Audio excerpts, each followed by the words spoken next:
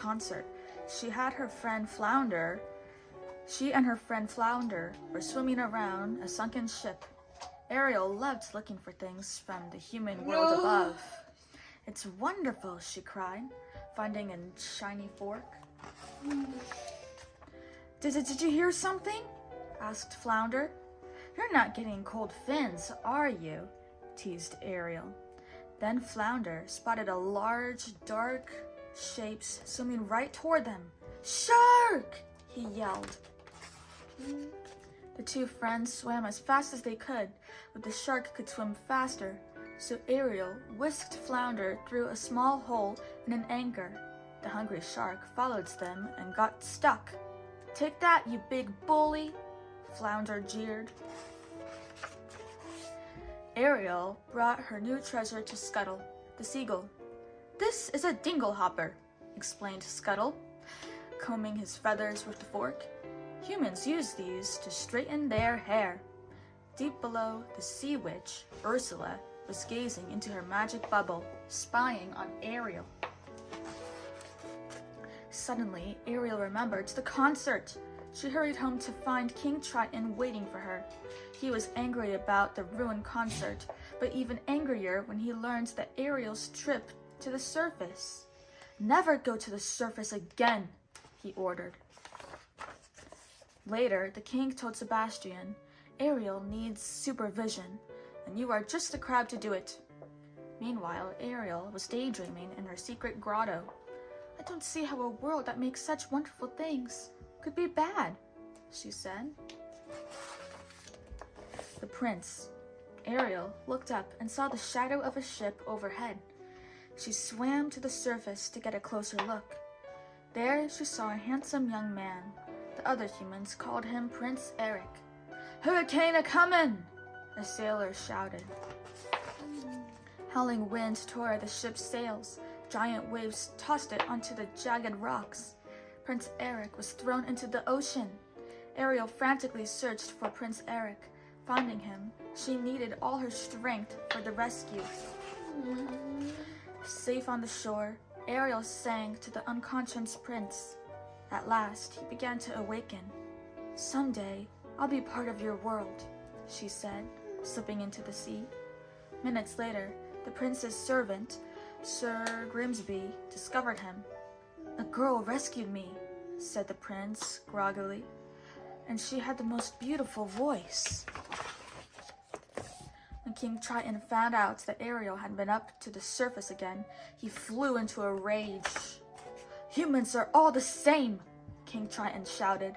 "Savage fish eaters incapable of any feeling." With a few strokes of his trident, he destroyed all of Ariel's treasures and swam off.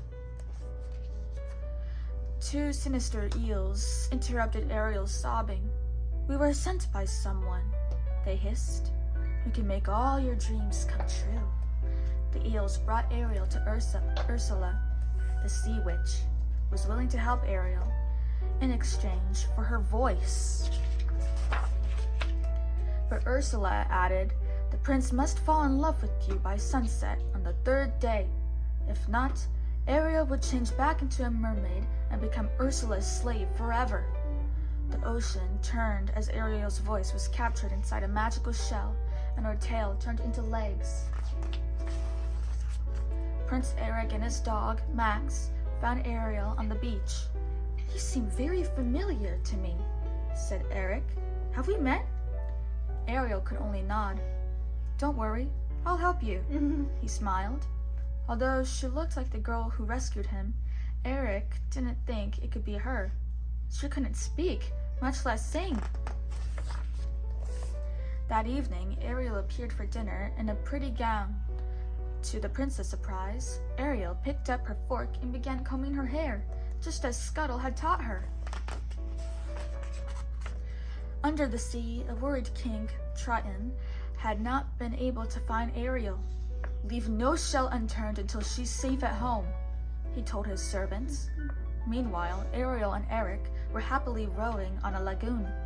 Just as they were about to kiss, Ursula's eels overturned the boat. Ursula's plan, Ursula hatched a plan to keep Eric from falling in love with Ariel.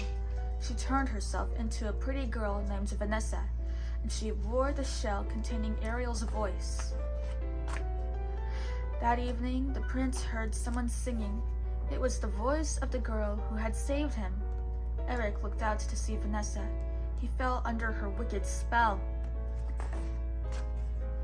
When Ariel awoke the next morning, she saw Eric with Vanessa. The wedding ship departs at sunset, the prince told Grimsby. Now Ariel had lost her chance at true love and was doomed to be Ursula's slave forever. Aboard the wedding ship, Vanessa cackled. Triton's daughter will be mine. Looking through the porthole, Scuttle saw the mirror reveal that Vanessa was really Ursula. He quickly found Ariel. The prince is marrying the sea witch in disguise, he exclaimed. Find a way to stall that wedding, Sebastian yelled to Scuttle as they took off to rescue Eric. Flounder helped Ariel along, but the sun was starting to set. There wasn't much time left. Scuttle and his friends did their best to interrupt the wedding. Why, you little, Vanessa yelled, trying to defend herself. In all the commotion, the magic shell shattered to the ground just as Ariel reached the ship. Eric? Spoke Ariel. You can talk, said the prince. You are the one. It was you all the time. Happy at last, the prince leaned over to kiss Ariel, but seconds before their lips met, the sun set. You're too late, shouted Ursula, turning into her beastly self. Ariel found her legs changed back into a mermaid's tail.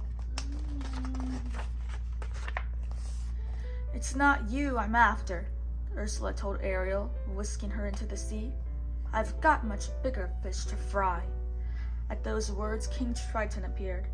Ursula told him about the deal she had made with Ariel.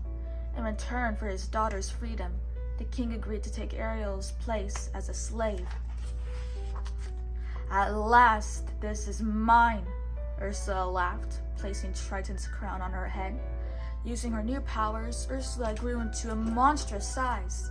Now I am the ruler of all the ocean.